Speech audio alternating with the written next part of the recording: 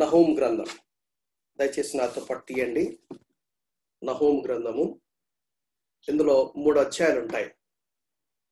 ఈ 3 అధ్యాయాల్లో మనం అంతా చదవడానికి మనకు సమయం సరిపోదు, కానీ కనీసము మనం అక్కడక్కడ చదవడానికి ప్రయత్నం చేస్తాం. దయచేసి చూడండి, మొదటి 3 వచనాలు. నినీవేను గూర్చిన దేవోక్తి. ఎల్కోషు వాడగు నహూమునకు కలిగిన దర్శనమును వివరించు గ్రంథం. యెహోవా రోషము గలవాడే ప్రతీకారము చేయువాడు. యెహోవా ప్రతీకారము చేయును. ఆయన మహోగ్రత గలవాడు. యెహోవా తన శత్రువులకు ప్రతీకారం చేయును. తనకు విరోధులైన వారి మీద కోపముంచుకొనును. యెహోవా దీర్ఘశాంతుడు, మహాబలము గలవాడు. ఆయన దోషులను నిర్దోషులుగా ఎంచడు. యెహోవా తుఫానులోను సుడిగాలిలోను వచ్చువాడు. మేఘములు ఆయనకు పాదధూళిగా ఉన్నవి. 4, 5, 6, 7 వచనం వరకు కూడా చదువుతారు. ఆయన సముద్రమును గద్దించి ఆరిపోజేయును. నదులన్నిటినీ ఆయన ఎండిపోజేయును. బాషానును కర్మెలను వాడిపోవును. లెబానోను పుష్పము వాడిపోవును. ఆయనకు భయపడి పర్వతములు కంపించును. కొండలు కరిగిపోవును. ఆయన ఎదుట భూమి కనిపించును. లోకమును అందరి నివాసులందరూ వణుకుదురు. ఆయన ఉగ్రతను సహింపగలవాడెవడు? ఆయన కోపాగ్ని ఎదుట నిలవగలవాడెవడు? ఆయన కోపము అగ్నివలే పారును. ఆయన కొండలను కొట్టగా అవి బద్దలగును. యెహోవా ఉత్తముడు. శ్రమ దినమందు ఆయన ఆశ్రయదుర్గము. తన యందు నమ్మిక ఉంచు వారిని ఆయన ఎరుగును. ప్రేమ మా తండ్రి, మీ వాక్యం చాలా లోతైనది నాయనా. ఎన్నిసార్లు చదివినా నీ వాక్యం కొత్తగానే మాకుంటుంది. ఈ వాక్యాన్ని గ్రహించడానికి పరిశుద్ధాత్మ దేవుడు మమ్మల్ని అభిషేకించి మమ్మల్ని నడిపించాలి. నీ దాసులమైన మేము నిష్ప్రయోజక దాసులము. నీ వాక్యాన్ని పట్టుకొని నీ పరిశుద్ధమైన నామమును బట్టి నీ ప్రజల ముందు నిలబడడానికి యోగ్యత అర్హత లేదని నేను ఖచ్చితంగా ఎరుగుదును. నిష్ప్రయోజక దాసులము. మా అనుభవం, మా జ్ఞానము, మా భక్తి, మా తెలివితేటలు ఏవి కూడా పనికిరావని మీ సన్నిధిలో మేము ఎంతో ఓపెన్ గా ఒప్పుకుంటున్నాం నాయన.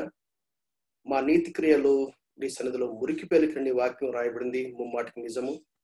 నీ పరిశుద్ధత ముందు ఎవరు నిలబడతారయ్యా? నీ కోపమును ఎవరు తట్టుకుంటారు నాయన? మీ వాక్యాన్ని మా ముందు పెట్టారు. ఈ వాక్యాన్ని ఆధారం చేసుకుని ఈ ఉదయం మా ప్రభువును, మా రక్షకును యేసుక్రీస్తు వారిని ఆత్మతో సత్యముతో ఆరాధించడానికే మా హృదయాలు సంసిద్ధపరచండి. మా నేత్రములు, మా దృక్పథాలు అవన్నీ కూడా సిలువేయబడి మరణాన్ని గెలిచి తిరిగి లేచిన ఆ ప్రభు వైపే ఉంచగలటం మాకు సహాయపడండి. మీకు ఇష్టమైన ఆరాధన, మీకు అంగీకార యోగ్యమైన ఆరాధన సమర్పించడానికే నీ దాసులము, నీ దాసులమైన మాటల దయ చూపించండి. మా దీన ప్రార్థన అంగీకరించండి. సెలవులో మా కొరకు చిందించిన మీ పవిత్రమైన రక్తం చేత కడిగి శుద్ధులుగా చేయండి. యేసుక్రీస్తు వారి పరిశుద్ధమైన నామమున ప్రార్థించి వేడుకుంటున్నాం తండ్రి. ఆమేన్, ఆమేన్. గడిచిన కొద్ది కాలంగా మనం వారం వెంబడి వారము ఒక్కొక్క మైనర్ ప్రాఫిట్ గురించి మనము స్టడీ చేస్తా ఉన్నాం. ఆ నేపథ్యంలో దేవుని వాక్యంలో నుండి కొన్ని సత్యములు మనం గ్రహించే ప్రయత్నాన్ని మనం చేస్తా ఉన్నాం.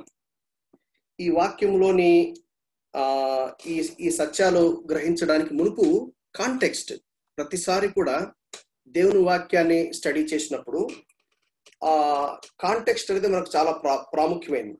అది అర్థం చేసుకోవడానికి ఒక జనరల్ పిక్చర్ ఏంటి, నహూము గురించిన ఒక జనరల్ పిక్చర్. నహూము అనగానే దాని అర్థం ఏంటంటే కంఫర్ట్ ఆర్ కన్సోలేషన్ అని అర్థం. ఇతని స్వగ్రామము ఎల్కోషు, కపెర్ నహూము. కొంతమంది ఏమంటారంటే ఈ నహూము గారి కపెర్ నహూముని యేసు ప్రభువు, ఈవెన్ అంతకుముందు మనం స్టడీ చేసినటువంటి యోనా కూడా ఈ ప్రాంతం వాళ్ళే, గలిలయ ప్రాంతం వాళ్ళే. కపెర్ నహూము అనేది బహుశా ఈ నహూము జన్మ స్థలము అని చెప్పేసి బైబిల్ పండితులు అంటారు.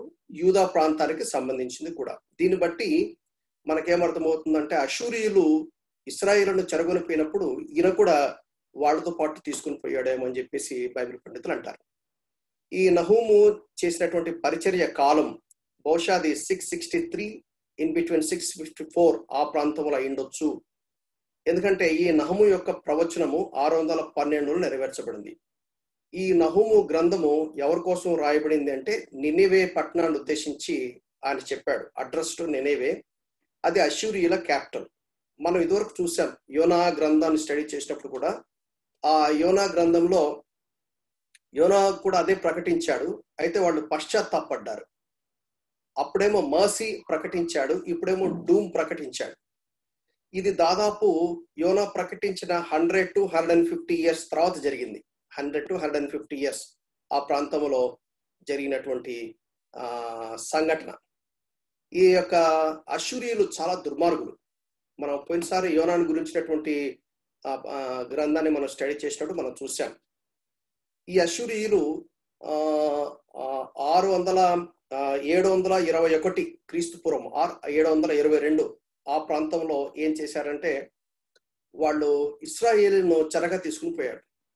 దేవుని పద్ధతి ప్రారంభం నుంచి దేవుని యొక్క సత్యం కానీ దేవుని యొక్క పద్ధతులు కానీ మారవు. దేవుడు తన సత్యాన్ని తన ప్రజలకు తెలియపరుస్తాడు. విధేయత చూపితే ఆశీర్వాదము, అవిధేయత చూపితే శిక్ష. ఎందుకంటే దేవుడు ఎంత ప్రేమ గలవాడో దేవుడు అంత నీతి న్యాయం గలవాడు అనే విషయాన్ని మనం ఎప్పుడు మర్చిపోకూడదు. God's characteristics are never in compromise. అంటే దాని అర్థం ఏంటంటే దేవుడు ప్రేమ గలవాడు కాబట్టి ఆయన చూసి చూడట్టుగా పోడు. దేవుడు ప్రేమ గలవాడు కాబట్టి ఆయన నీతి విషయంలో, ఆయన న్యాయం విషయంలో, ఆయన పవిత్రత విషయంలో రాజీపరుడు అని దాని యొక్క తాత్పర్యం మనం గ్రహించాలి. ఇదివరకు మనం నేర్చుకున్నట్టుగా ప్రవక్తలు కనీసం 3 విషయాలు మాటి మాటికి తెలియజేస్తారు. దేవుని ప్రజలు దేవునికి అవిధేయులైనప్పుడు దేవుడు తన ప్రజలను హెచ్చరిస్తాడు. కానీ ఇక్కడ ఏం జరిగిందంటే వీళ్ళు నినివే పట్టణస్థులు దేవుని ప్రజలు కారు. అయినా సరే దేవుడు వారికి కూడా సత్యాన్ని తెలియపరిచాడు. ఒక విషయాన్ని మనం గ్రహించాలి. God is God of all. దేవుడు అందరికీ ప్రభు. దేవుడు అబ్రహామును ఏర్పాటు చేసుకున్నాడు. అబ్రహాము తర్వాత ఆయన అంచెలంచెలుగా మనం జాగ్రత్తగా పరిశీలించినట్టయితే ఆయన దావీదు కుటుంబాన్ని ఏర్పాటు చేసుకున్నాడు. దావీదు సంతానం ద్వారా ఆయన రక్షకుడైన యేసుక్రీస్తు వారిని తీసుకొచ్చి లోకంలోని ప్రజలందరినీ దీవించాలని దేవుడు కోరాడు.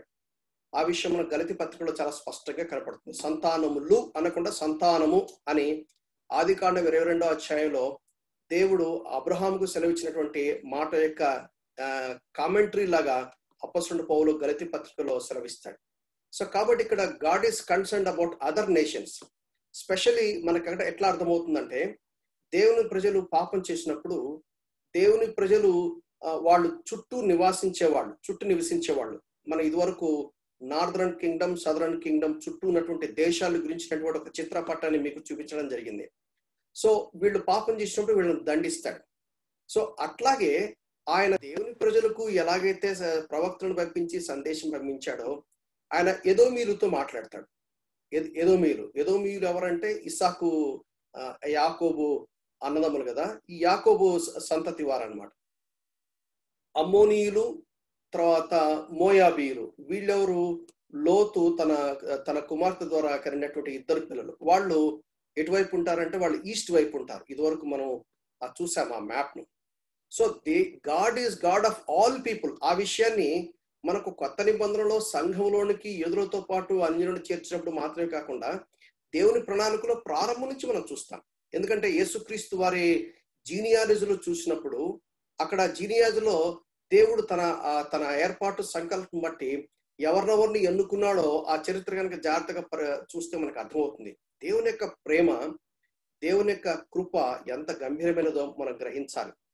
కొంతమంది ఏమంటారంటే దేవుడు యూదుల్నే ఏర్పాటు చేసుకున్నాడు, దేవుడు పక్షపాతి ఏమిటి, ఒకటే ఫ్యామిలీని ఏర్పాటు చేసుకున్నాడు అని అంటారు. కానీ నిజానికి అది కాదు. దేవుని ప్రణాళికలో ఆ మాటకు వస్తే అబ్రహాం ఎవరు? అబ్రహాం విగ్రహారాధికుడే కదా. సో కాబట్టి ఇక్కడ దేవుడు ఒక అష్షూరీయులు అనే ఆ దేశానికి ఒక హెచ్చరిక పంపిస్తున్నాడు. ఏమని చెప్తున్నాడు? మీరు పరమ దుర్మార్గులై ఉన్నారు, మీ పాపములు విస్తరించిపోయినాయి, ఖచ్చితంగా నా నీతి న్యాయాన్ని బట్టి హెచ్చరిక చేస్తున్నాను, శిక్షిస్తాను అని చెప్పేసి దేవుడు వారికి పాపమును గురించినటువంటి హెచ్చరిక ఇస్తాడు. విధేయత చూపితే రక్షిస్తాడు. అదే జరిగింది యోనా గ్రంథంలో. పాపములు రియలైజ్ అయ్యి నేను పాపిని అని గ్రహించి పాపముల విషయం పశ్చాత్తాపడి పాపములు క్షమించమని ప్రాధేయపడితే దేవుడు ఖచ్చితంగా క్షమిస్తాడు. దేవుడు క్షమించే దేవుడు. ఆయన క్షమించుటకు దీర్ఘశాంతం కలిగిన వాడని దేవుని వాక్యంలో అనేక పర్యాలు మనం చూస్తాం. సో ఈ 3 విషయాలు ప్రవక్త ద్వారా హెచ్చరికలు చేస్తున్నాడు. పాపం గురించి హెచ్చరిక చేస్తున్నాడు, అలాగే పాపమును పట్టించే దేవుని తీర్పు గురించి హెచ్చరిక చేస్తున్నాడు. ఒకవేళ గనక పశ్చాత్తాపడితే నేను సమకూరుస్తాను అని కూడా అక్కడ చెప్పినట్టుగా మనం చూస్తాం. ఇక్కడ దీంట్లో ఒక ప్రాముఖ్యమైనటువంటి ఒక మాట మనకు కనపడుతుంది. ఇదే మాట మనకు రోమపత్రికలో అపోస్తలుడు పౌలు కూడా ఎక్స్ప్లెయిన్ చేస్తాడు. 1వ అధ్యాయము 15వ వచనం. చాలా సార్లు దీని గురించి మనము వింటాం కూడా. ఆ కాంటెక్స్ట్ కూడా మనం ఇప్పుడు చూద్దాం. నహూము గ్రంథం 1వ అధ్యాయం 15వ వచనం. సువార్త ప్రకటించుచు సమాధాన వర్తమానము తెలియజేయు వాని పాదములు పర్వతముల మీద కనపడుచున్నవి. యూదా, నీ పండుగలను ఆచరింపుము, నీ మొక్కుబడులను చెల్లింపుము. వ్యర్థుడు నీ మధ్య నీక సంచరించడు, వాడి బొత్తిగా నాశనమేను. అక్కడే అంటే దాని అర్థం ఏంటంటే, దేవుడు నహూము ద్వారా యూదా ప్రజలకు ఒక హెచ్చరిక ఇస్తున్నాడు, ఒక ఆదరణతో కూడిన సందేశాన్ని ఇస్తున్నాడు. ఏమిటి అంటే, నేను ఒక సువార్తమానం మీకు తెలియజేస్తున్నాను. ఏమిటా సువార్తమానము? అష్షూరీయుల మీద నేను చర్య తీసుకుంటున్నాను. అష్షూరీయులు వాళ్ళని నేను వాళ్ళు చేసిన పాపమును బట్టి వాళ్ళని మొత్తుతున్నాను. వాళ్ళ మీద నేను తీర్పు తీసుకొస్తున్నాను. సో వాళ్ళు నీ మీద దండెత్తారు, నువ్వు ప్రశాంతంగా ఉండొచ్చు, నువ్వు సమాధానంతో ఉండొచ్చు అని దేవుని యొక్క సత్య సువార్తను అక్కడ యూదా ప్రజలకు తెలియజేస్తా ఉన్నాడు. కాంటెక్స్ట్ ఏంటి? దేవుని శత్రువు. ఎందుకంటే దావీదు దినాల్లో, ఆ దావీదు తర్వాత ఉన్నటువంటి సొలొమోను దినాల్లో కూడా ఈ యొక్క అష్షూరీయులటువంటి దేశము వాళ్ళు అణిగిమణిగి ఉన్నారు. కానీ సొలొమోను తర్వాత దేశం 2 భాగాలుగా విభజించబడింది. ఆ తర్వాత వీళ్ళు వర్ధిల్లుతూ వచ్చారు. వీళ్ళ థ్రెట్ దేవుని ప్రజలకు, అటు ఇశ్రాయేలీయులకు ఇటు యూదులకు మాటిమాటికి వచ్చేది. ఎందుకంటే యూదా ప్రజలు చాలా చిన్న దేశం కాబట్టి, వాళ్ళకున్న సైన్యం కూడా చాలా చిన్న సైన్యం కాబట్టి, వాళ్ళు మాటిమాటికి వీళ్ళు దండెత్తినప్పుడే వీళ్ళు భయపడేవాళ్ళు. చిన్న ఎగ్జాంపుల్ మనం చూస్తే హిజ్కియా గురించి మనం చూడొచ్చు. అది 701లో జరిగింది. ఇదే అష్షూరీయులు ఏం చేశారంటే యూదా వారి మీదకి వచ్చారు మాటిమాటికి. సో మాటిమాటికి వీళ్ళు దండెత్తున్నప్పుడు వీళ్ళ భయము వాళ్ళకు ఉంది. ఇప్పుడు దేవుడు ఏం చెప్తున్నాడంటే, మీరు వాళ్ళ గురించి భయపడాల్సిన పనిలేదు అని. అదే సువార్త. ఏమిటా సువార్త? శత్రువుల విషయం మీరు భయపడాల్సిన పని లేదు. ఆ శత్రువుల గురించి నేను చూసుకుంటాను, వాళ్ళ మీద చర్య నేను తీసుకుంటాను, మీరు పీస్ఫుల్ గా ఉండండి అనే సత్య సువార్త పంపించాడు. దాన్ని మనం ఇప్పుడు ఎలా తీసుకుంటాము? మన శత్రువైన అపవాదికి మనం బానిసలుగా ఉన్నాము. మన శత్రువైన లోకానికి, శరీరానికి మనం బానిసలుగా ఉంటుంది. మనం పాపానికి బానిసలై పాపమును బట్టి చచ్చిన స్థితిలో ఉంటుంది. మనల్ని రక్షించే నాథుడు ఎవడు లేడు. అయితే దేవుడు ఏం చేశాడు? దేవుడు యొక్క ఉగ్రత పాపం మీద పడాల్సిందే, పాపములు చేయవలసిన వాడి మీద పడాల్సిందే. అయితే మన మీద పడకుండా ప్రభువైన యేసుక్రీస్తు వారి పైన పడింది ఆ సువార్త. ఇప్పుడు మనకు సువార్త ఎవరి ద్వారా? ప్రభువైన యేసుక్రీస్తు ద్వారా సువార్త. ఎందుచేతనంటే యేసుక్రీస్తునందు విశ్వాసం ఉంచిన వారు ఆ దేవుని యొక్క తీర్పులోనికి రాకుండా, దేవుని యొక్క శిక్షలోనికి రాకుండా దేవుడు తన గొప్ప విమోచన కార్యాన్ని మనకు అనుగ్రహించినాడు. అది ఇవాళ సందేశం.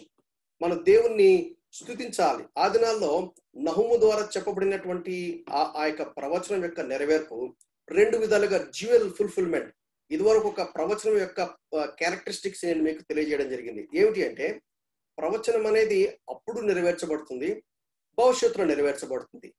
డ్యూయల్ ఫుల్ఫిల్మెంట్, మల్టీ ఫుల్ఫిల్మెంట్ కూడా ఉంది. అంటే మాటిమాటికి ఫుల్ఫిల్ అయ్యేది. అలా కాకుండా మూడవది ఏంటిదంటే పార్షియల్ ఫుల్ఫిల్మెంట్. ఆ వచనం యొక్క కొంత భాగం ఇప్పుడు నెరవేర్చబడుతుంది, కొంత భాగము భవిష్యత్తులో నెరవేర్చబడుతుంది. అది యెషయా గ్రంథం 61వ అధ్యాయంలో మనం చూస్తాం. లూకా సువార్త 4వ అధ్యాయంలో యేసుక్రీస్తు సమాజ మందిరంలో ఒక భాగాన్ని, ఐజయా చాప్టర్ 61లోని ఒక పోర్షన్ చదువుతాడు. ప్రతిదండన గురించిన పోర్షన్ చదవడు. ఆ ప్రతిదండన అనేది అది ట్రిబులేషన్ టైంలో నెరవేర్చబడుతుంది, అంటే పార్షియల్ ఫుల్ఫిల్మెంట్. సో ఇక్కడ దేవుడు ఏం చేస్తున్నాడంటే, బబులోనీయులను వాడుకొని అష్షూరీయుల మీద దండెత్తి అష్షూరీయులను వాళ్ళు అణిచివేసి వాళ్ళు పూర్తిగా ఓడిపోయి వాళ్ళ అడ్రస్ లేకుండా చేస్తాడు. ఎందుకంటే వాళ్ళు దేవుని ప్రజల మీద దండెత్తారు.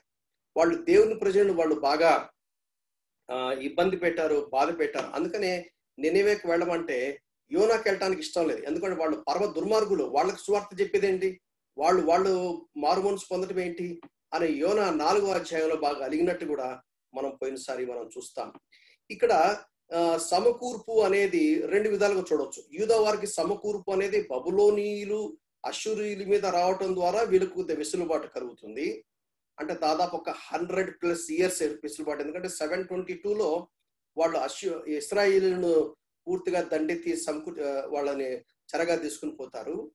ఆ తర్వాత వీళ్ళు 606 ఆ ప్రాంతంలో బబులోను వీళ్ళ మీద చెరగా వస్తారు. ఆ మధ్యకాలం దాదాపు 120 ఇయర్స్ ఆ వెసులుబాటు వీళ్ళ మీద రాకుండా దేవుడు వాళ్ళ ఎడల దయ చూపించాడు. సో మనకు పాపపు చెర నుండి మనం విడుదల పొందుతాము. దేవుని రాజ్య పరిపాలన మనకు కలుగుతుంది. ఇదే మాట రోమపత్రిక 10వ అధ్యాయము 15వ వచనంలో అపోస్తలుడైన పౌలు మనకు జ్ఞాపకం చేస్తాడు. దయచేసి చూడండి.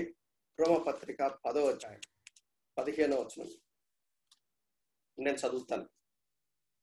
ప్రకటించువారు పంపబడని ఎడల ఎట్లు ప్రకటించుదురు? ఇందు విషయమై ఉత్తమమైన వాటిని గూర్చిన సువార్త ప్రకటించు వారి పాదములు ఎంతో సుందరములైనవి అని వ్రాయబడినది.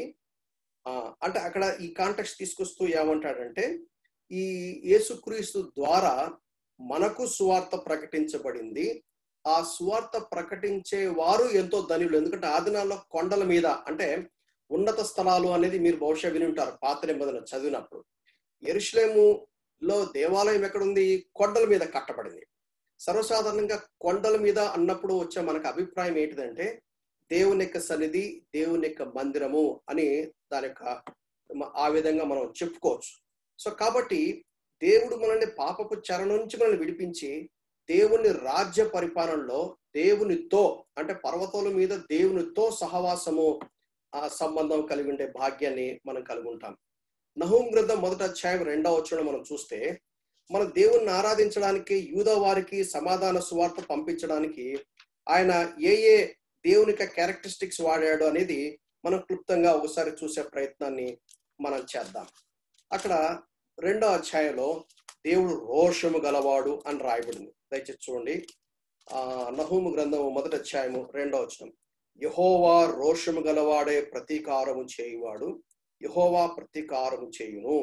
ఆయన మహోగ్రత గలవాడు, ఆయన తన శత్రువులకు ప్రతీకారం చేయును, తనకు విరోధులైన వారి మీద కోపం ఉంచుకొనును. కొంతమంది ఈ వాక్యాన్ని గ్రహించని వాళ్ళు ఈ పదాన్ని వేరే విధంగా అర్థం చేసుకుంటారు. రోషము గలవాడు అన్నప్పుడు మానవులైన మనము రోషం పడే విధంగా దేవుడు రోషపడ్డం కాదు. నో. దీన్ని ఆంథ్రోపోమార్ఫిక్ లాంగ్వేజ్ అంటారు. అంటే అర్థమైందంటే దేవుడు పవిత్రమైన వాడు కనుక తన పవిత్రత విషయంలో ఎట్టి పరిస్థితులు ఆయన రాజీపడ్డు.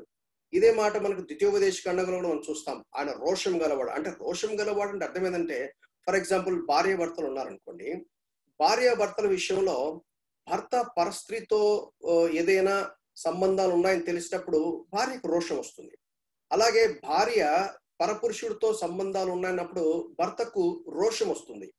ఒక తండ్రి తన పిల్లల్ని పెంచి పెద్ద చేస్తున్నప్పుడు పిల్లలు తండ్రిని తండ్రి అని అనకుండా వేరే వ్యక్తిని తండ్రి అన్నప్పుడు తండ్రికి రోషం పుడుతుంది. సో ఆ రోషం అన్నప్పుడు రోషంలో మనకేం కనపడుతుందంటే ఆ బిలాంగింగ్నెస్ అనేది కనపడుతుంది. రోషంలో మనకేం కనపడుతుందంటే ఆ ప్రేమ అనేది మనకు కనపడుతుంది. ఇక్కడ దేవుడు ఏమంటున్నా అంటే, నేను రోషం గలవాణ్ణి కాబట్టి మీరు నన్నే అదే మన ద్వితీయోపదేశ కాండంలో కూడా ఆయన రోషము గల దేవుడు. ఆయన వేరే వారిని ఆరాధిస్తే ఒప్పుకోడు. ఆ మాట చూస్తే మంచిది అనుకుంటాను. ఎందుకంటే రోషం అనే పదాన్ని గురించి కూడా మనకు కొంత అవగాహన కలిగి ఉండటం చాలా ప్రాముఖ్యమైనది. దేవుని యొక్క క్యారెక్టరిస్టిక్స్ గురించినటువంటి ఒక అవగాహన మనం తెలివి ఉండాలి. చదవండి 4వ అధ్యాయము 24వ వచనం. ఆ పై భాగాన్ని చదివితే దాని మీనింగ్ మనకు బాగా అర్థమవుతుంది. కాంటెక్స్ట్ నేను చదువుతాను చూడండి. 23వ వచనం. మీ దేవుడైన యెహోవా మీకు ఏర్పరిచిన నిబంధనను మరిచి నీ దేవుడైన యెహోవా నీకు ఆజ్ఞాపించినట్లు ఏ స్వరూపము కలిగిన విగ్రహమునైనను చేసుకొనకూడనట్లు మీరు జాగ్రత్త పడవలను. ఏలైనగా నీ దేవుడైన యెహోవా దహించు అగ్నియు రోషము గలవాడై ఉన్నాడు. అందుకని నేను తప్ప వేరే విగ్రహము నీకు ఉండటానికి వీల్లేదు అని దేవుడు ఎంతో ఖచ్చితంగా ఆయన పదాజ్ఞలలో ఆయన సెలవిచ్చిన వాడు. కాబట్టి మన దేవుణ్ణి ఆయన రోషము గలవాడని మనం దేవుని ఆరాధించవచ్చు. ఎందుకంటే దేవుడు మన ఎడల కలిగినటువంటి రోషము అంటే జలస్ అని ఇంగ్లీష్ లో మనం చూస్తాం. జలసీ వేరే, జలస్ వేరే. జలసీ అంటేనేమో అది వేరే, జలసీ అంటేనేమో ఓర్వలేనితనం.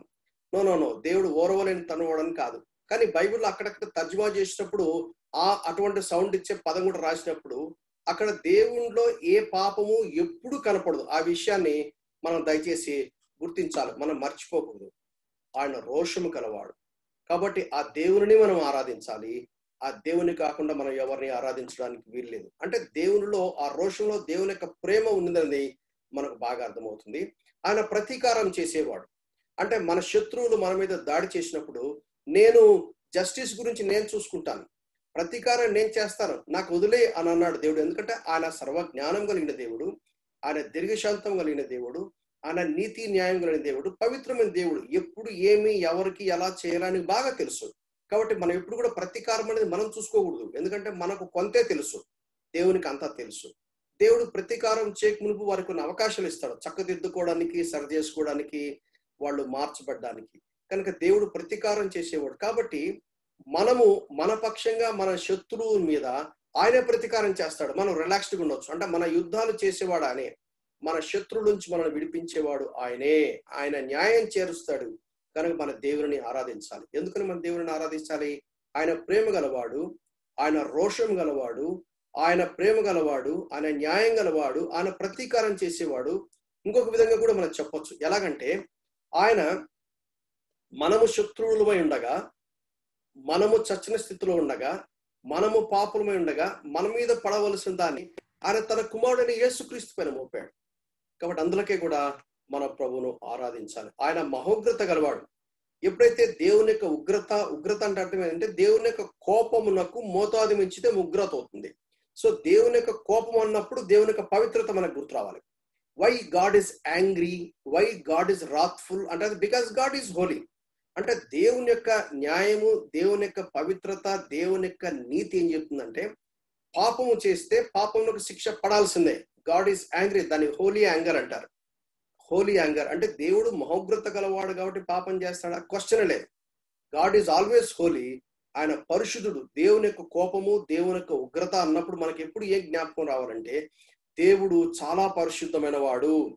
ఆయన అందుకనే ఆయన రాజీ పడకుండా పాపమునకు తగిన శిక్ష పడింది యేసుక్రీస్తు పైన. అందుకనే మనం ప్రతిసారి యేసుక్రీస్తు వారు సెలవులో చేసినటువంటి ఆ గొప్ప కార్యాన్ని ప్రతిసారి గుర్తుపెట్టుకోవాలి. యేసుక్రీస్తు వారు సెలవులో మన ఎడలు చూపిన ప్రేమ అనేది ప్రతి క్షణం మనకు మాటి మాటి జ్ఞాపకం రావాలి. అందుకనే ప్రభు బల దగ్గర ఏ దేవుని వాక్యం చెప్తుందంటే నన్ను జ్ఞాపకం చేసుకున్నట్టుకు ఆయన సెలవులో చూపినటువంటి దేవుని యొక్క ప్రేమ, దేవుని యొక్క న్యాయము, దేవుని యొక్క ప్రేమ, దేవుని యొక్క సత్యము, దేవుని యొక్క ప్రేమ, దేవుని యొక్క ఉగ్రత అవన్నీ కూడా కల్వరి సెలవులో నెరవేర్చబడినట్లుగా మనం చూస్తాం. దేవుడు ప్రేమ గలవాడు, దేవుడు న్యాయమైన వాడు, దేవుడు పరిశుద్ధత గలవాడు. 2వ వచనంలో దేవుని యొక్క రోషము, దేవుడు ప్రతీకారం చేస్తాడు, దేవుడు మహోగ్రత గలవాడు అన్నప్పుడు ఈ 3 విషయాలు మనం గుర్తుపెట్టుకోవాలి. ఒకటి, దేవుడు ప్రేమ గలవాడు, దేవుడు న్యాయం గలవాడు, అదే సమయంలో దేవుడు తన పవిత్రతను కోల్పోలేదు. సర్వసాధారణంగా మన విషయంకి వచ్చినప్పుడు మన గనక కోపం ఉగ్రతగా మారితే పవిత్రత కోల్పోతాం. మనం ప్రతీకారం చేసేటప్పుడు న్యాయం చేకూర్చాం. మనకు రోషం వచ్చినప్పుడు ఆ రోషంలో ప్రేమ ఉండదు. కొంతమంది రోషంతో మనుషులను చంపేస్తారు. దేవుడు ఎప్పుడు అలా చెయ్యడు. ఈ ఉదయం మనం దేవుణ్ణి ఆరాధించడానికి నహూము గ్రంథము 1వ అధ్యాయం 2వ వచనంలో అష్షూరీయుల మీద దేవుడు ప్రతిదండన చేస్తున్నాడు. దేవుడు యూదా వారిని విడిపించి వారికి సమాధానాన్ని అనుగ్రహిస్తూ వారికి సమాధాన సువార్తను దేవుడు వారికి ప్రకటిస్తున్నాడు. 3వ వచనం అక్కడ దేవుడు దీర్ఘశాంతం కలవాడని, దేవుడు ఆయన దీర్ఘశాంతుడు, మహాబలము కలవాడు, ఆయన దోషులను నిర్దోషులుగా ఎంచేవాడు కాడు అనే విషయాన్ని మనకు అర్థమవుతుంది. దేవుని దీర్ఘశాంతాన్ని బట్టే నాకు అనిపిస్తుంది ఈనాడు మనం ఇలా జీవించడానికి సాధ్యమైంది. లేకపోతే దేవుడే గనక దీర్ఘశాంతుడు కాకపోతే ఎప్పుడో దేవుని యొక్క కృప ఆగిపోయిండేది. దేవుడు దీర్ఘశాంతుడు. ఆయన తన కృపను మన ఎడల మాటి మాటికి కనపరుస్తా ఉన్నాడు. ఆయన మహాబలము గలవాడు, ఆయన సర్వశక్తిమంతుడు. ఎందుకంటే ఆ తర్వాత మనం చూస్తాం ఆ దేవుడు నేచర్లో దేవుడు తీసుకొచ్చే ఆయన కోపను బట్టి నేచర్లో జరిగే మార్పులన్నీ ఇక్కడ మనకు స్పష్టంగా కనపడుతుంది. తుఫానులోను సుడిగాలులోను చూచువాడు, మేఘములు ఆయనకు పాదధూళిగా ఉన్నాయి. 4వ వచనం ఆయన సముద్రాన్ని గర్దిస్తాడు, ఆరిపోజేస్తాడు, నదులు ఆయన ఎండిపోజేస్తాడు, భాషలు కర్మేలు వాడిపోవును, లెబానోను పుష్పము వాడిపోవును. 5వ వచనం ఆయనకు భయపడి పర్వతములు కనిపించును, కొండలు కరిగిపోవును, ఆయన ఎదుట భూమి కనిపించును, లోకము అందరి నివాసులు వణుకుతారు ఆయన ఉగ్రతను సహించగలవాడెవడు. ఆయన సర్వశక్తిమంతుడు. అంటే God can do anything, nothing is impossible to God. That is our God. కాబట్టి మన బలహీనతలో ఆయన మనకు బలమై ఉన్నాడు, మన శక్తిహీనతలో ఆయన మనకు శక్తి అయి ఉన్నాడు, మన జ్ఞానహీనతలో ఆయన మనకు జ్ఞానమై ఉన్నాడు, మన భక్తిహీనతలో ఆయన మనకు భక్తి అయి ఉన్నాడు. ఆయన కృపగలవాడు, ఆయన సర్వశక్తిమంతుడు. అందులకై మనం ఆయనను ఆరాధించాలి. 3-6 వరకు కనుక మనం చూసినట్లయితే ఆయన సృష్టికర్త, ఆయన సృష్టి నిర్వాహకుడు. కాబట్టి ఆయన తన ప్రజల మీద రావాల్సినటువంటి ఆ శిక్షణ తప్పించి తన ప్రజలకు సమాధాన సువార్త ప్రకటిస్తూ వారికి శత్రువులైనటువంటి అశ్షూరీయుల మీద ఆయన తీర్పు తీర్చేటప్పుడు ఆ సృష్టి ఏ విధంగా, ఆ నేచర్ ఏ విధంగా దేవుని యొక్క ఉగ్రత కిందకి వెళ్తుందో మనకు బాగా కనపడుతుంది. So God is in control, so God is in full control అనే విషయము మనకు బాగా అర్థమవుతుంది. 7వ వచనం చూసినట్లయితే గాడ్ ఈజ్ గుడ్. ఇంగ్లీష్ లో ఒక మంచి పాట ఉంది, యవనస్తులు ఎక్కువగా పాడతారు. God is good all the time.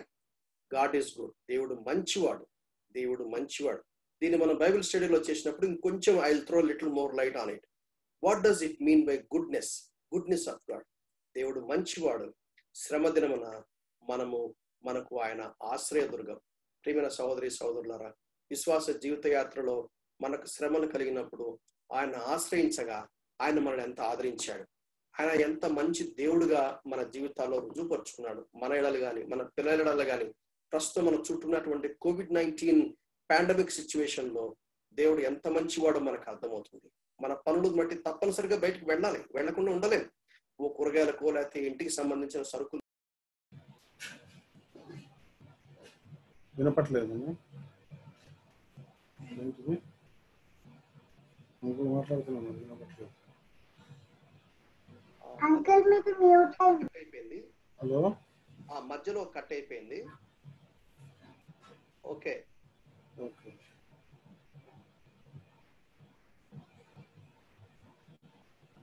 యెహోవా ఉత్తముడు, శ్రమదినమందు ఆయన మనకు ఆశ్రయ దుర్గంగా ఉన్నాడు. సో మన శ్రమ దినాన ఆయన మనల్ని వదిలిపెట్టలేదు. ఆయన మన శ్రమ దినాన మనకు ఆశ్రయ దుర్గంగా ఉన్నాడు. ఆ విషయాన్ని గుర్తు చేసుకున్నప్పుడు ఆయన ఎంత మంచి దేవుడో, ఆయన తన మంచితనాన్ని ఏ విధంగా మనకు వెల్లడిపరిచాడో మనము ఎరిగి ఆరాధించకుండా మనము ఉండలేం. కనుక ఆయన తన యందు నమ్మిక ఉంచు వారిని ఆయన ఎరుగును అని రాయబడింది. మనము ఆయన్ని ఎరగటం ఒక ఎత్తు, ఆయన మనల్ని ఎరగటం ఒక ఎత్తు. తిమోతి రాసిన పత్రికలు కూడా అపోస్తలుడైన పౌలు అంటాడు, ఆయన మనం ఎరగడం. He knows me. ఇప్పుడు చాలా మందికి పెద్ద వాళ్ళు ఉంటారు, మనము వాళ్ళని ఎరుగుతాం, కానీ వాళ్ళు మనల్ని ఎరగటం కాదు. ద గ్రేటెస్ట్ ప్రివిలేజ్ ఏంటంటే గాడ్ నోస్ మీ. నాకు ఎప్పుడు వచ్చే ప్రశ్న ఏంటంటే, కోటాను కోట్ల మంది ప్రజల్లో దేవుడు నన్ను కూడా గుర్తిస్తాడా, దేవుడు నన్ను కూడా గుర్తుపడతాడా, ఐడెంటిఫై చేస్తాడా అంటే బైబిల్ ఏం చెప్తుందంటే, ఎస్, తన యందు నమ్మిక ఉంచు వారిని ఆయన ఎరుగును. That gives us we can relax in it. ఎందుకంటే ద లార్డ్ నోస్ మీ. ఆయన నన్ను ఎరుగును. ఆయన నన్ను ఎరిగినప్పుడు ఖచ్చితంగా ఆయన తెలుసు నన్ను ఎలా చూసుకోవాలో, నా విషయం ఎటువంటి జాగ్రత్తలు తీసుకోవాలో ఆయనకు బాగా తెలుసు. కాబట్టి we can relax. మనం ఆరాధించకుండా ఎట్లా ఉంటాం? Let us recap. నేను క్లోజ్ చేయక మునుపు లెట్ us recap. ఆయన రోషము కలవాడు, అంటే అందులో దేవుని యొక్క ప్రేమ మనకు కనపడుతుంది. కనుక మనం ఆయనను ఆరాధించాలి. ఆయన ప్రతీకారం చేసేవాడు, అంటే న్యాయం చేసేవాడు. ఆయన ప్రతీకారం చేసేవాడు. నా శత్రువుల పైన, నా మీద దండెత్తే వారిపైన, నన్ను లొంగ తీసుకునే వాళ్ళపైన ఆయన న్యాయం చేకూర్చేవాడు. ఇక్కడ మన కాంటెక్స్ట్ మనం ఏం చెప్పాలి? కొత్త నిబంధనలో నేను పాపం చేశాను, దేవుని యొక్క శిక్ష ఉగ్రత నా మీదకి రావాలి, అయితే దేవుడు న్యాయమైన వాడు, ఆ ప్రతీకారం నా మీదకి రానియకుండా ప్రభువైన యేసుక్రీస్తు వారి పైన పడింది. యేసుక్రీస్తు వారు చెల్లించాడు, క్రయం చెల్లించాడు. రక్షణ అనేది ఉచితమే, కానీ దాని క్రయము అమూల్యం. కనుక మనం ప్రతిసారి ప్రభువును ఆరాధించాల్సిందే. ప్రభువా, నా కోసం సిలువలో మీరు చెల్లించిన క్రయం ఎంత గొప్పది నాయన.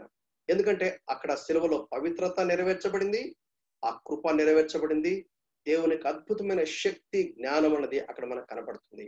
ఆయన సృష్టికర్త, ఆయన సృష్టిని నిర్వహించేవాడు, ఆయన మంచి దేవుడు. శ్రమ దినమున మనకు ఆశ్రయ దుర్గమై ఉన్నాడు. ఆయన నన్ను ఎరుగును.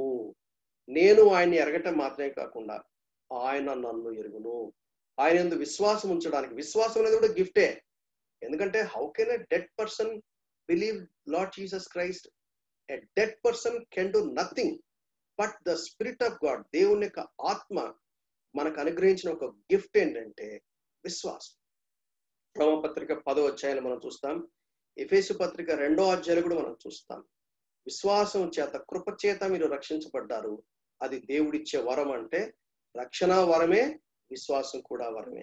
కాబట్టి మనం ఏం చేయాలా?